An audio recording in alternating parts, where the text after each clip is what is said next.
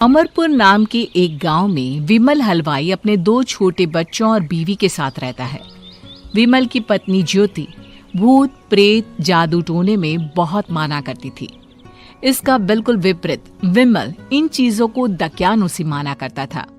रोज की तरह विमल अपने मिठाई की दुकान जाने के लिए निकलने की हड़बड़ी में होता है।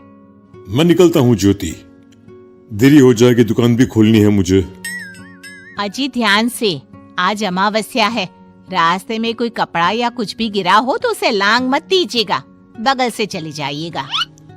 अरे ऐसे तो तुम मुझे पागल ही कर दोगी क्या? हाँ, मैं नीचे देखकर चलूं कि सामने से कोई गाड़ी घोड़ा आकर मेरे ऊपर से चला जाए? दोनों हालत में तो मेरी ही मौत है। अरे क्यों सुबह सुबह इतनी अपसुगनी बातें कह रहे हो जी? मेरे गांव में तो ऐसा आंखों के सामने होता हुआ देखा है मैंने, इसीलिए कहती हूँ, वरना मुझे क्या, पड़ोसी को तो नहीं कहना चाहती मैं।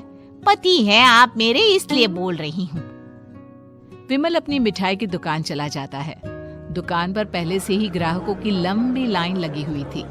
ये लो, वहाँ ज्योति अमावस्या को लेकर परेशान है और आज तो हमेशा से ज्यादा ही लंबी लाइन लगी पड़ी है।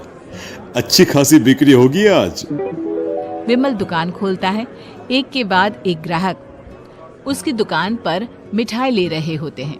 तभी गांव की एक बूढ़ी औरत विमल से कहती है, जिस तेजी से बिक्री हो रही है, कहीं किसी की नजर ना लग जाए, नींबू मिर्ची टांग ले।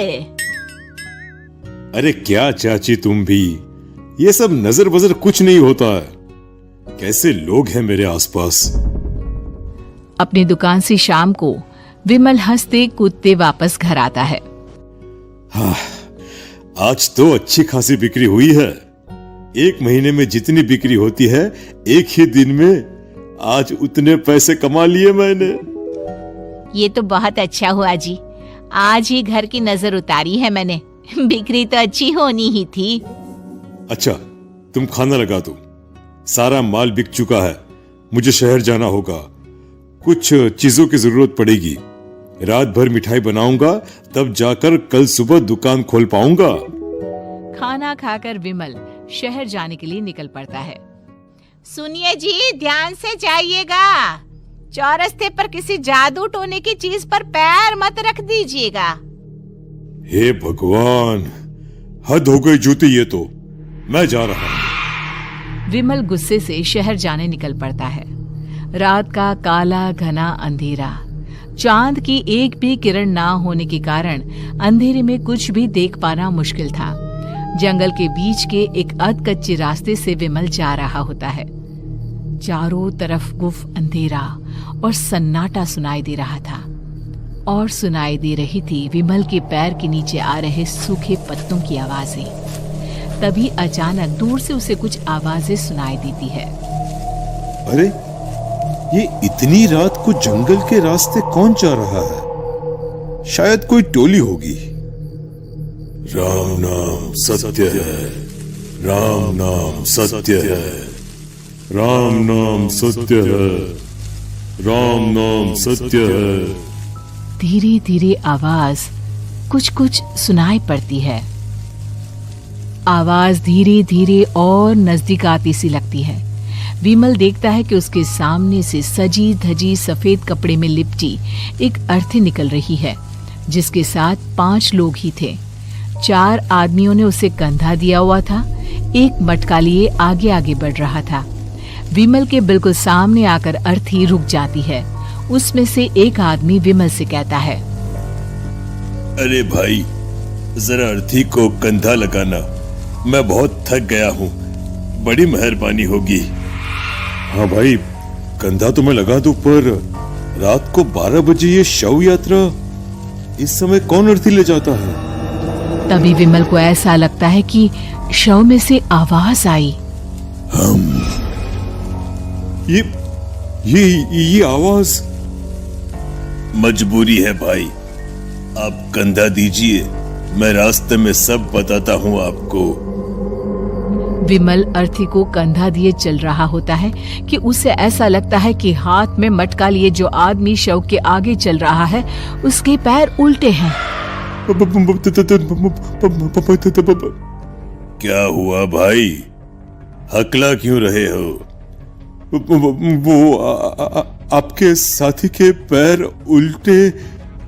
विमल अपनी बात पूरी भी नहीं कर पाता कि वो देखता है कि उस आदमी के पैर तो सीधे ही हैं। अरे नहीं, कुछ नहीं, मुझे शायद वहम हुआ होगा। धीरे धीरे सब आगे बढ़ रहे होते हैं। तब विमल को अचानक लगता है मटके में से एक हाथ बाहर आ रहा है। विमल घबरा जाता है। इसके पहले वो कुछ बोल पाता, कल्लू कहता है, मेरा नाम कल्लू है। हम 6 दोस्त थे, जिसमें से एक को तो तुम सोया हुआ देख रहे हो। इतनी पक्की दोस्ती थी कि जैसे हम सब सगे भाई हैं। पर किस्मत का कोई क्या कर सकता है। आज से 4 साल पहले एक नदी में हम सब नहाने गए थे, जिसमें डूबकर राजेश की मौत हो गई। किसी मजबूरी के कारण हमें उसकी अर्थी को रात को ही शमशान घाट ले जाना पड़ा। हम 5 उसे ले जा रहे थे। 4 साल पहले आप 5 में मैं कुछ समझा नहीं। मंकू अपनी गर्दन पीछे घुमाकर अपनी आंखें बड़ी बड़ी कर विमल से कहता है, अरे भाई, पूरी कहानी खत्म होने दो, फिर बीच में बोल लेना, ठीक है? तभी रास्ते में एक हादसे में अपने दोस्त के साथ हम सभी मर गए। वो सामने देखो, हमारा दोस्त।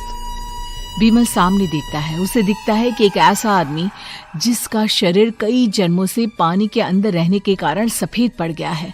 उसकी आंखें बाहर की ओर निकली हुई थी। फिर ये अर्थी किसकी है? अर्थी के साथ के लोग अर्थी को नीचे रखते हुए एक साथ विमल की ओर देखते हुए कहते हैं, तुम खुद ही देख लो। विमल शव पर से सफेद कपड़ा हटाता है। शव की जगह खुद को ही देखकर विमल के होश उड़ जाते हैं। वो शव विमल की ही थी। पलक झपकते ही विमल उस अर्थी की जगह पर होता है। 6 के 6 दोस्त उसी तरह अर्थी को उठाकर चलने लग जाते हैं। राम नाम सत्य है। राम नाम सत्य है।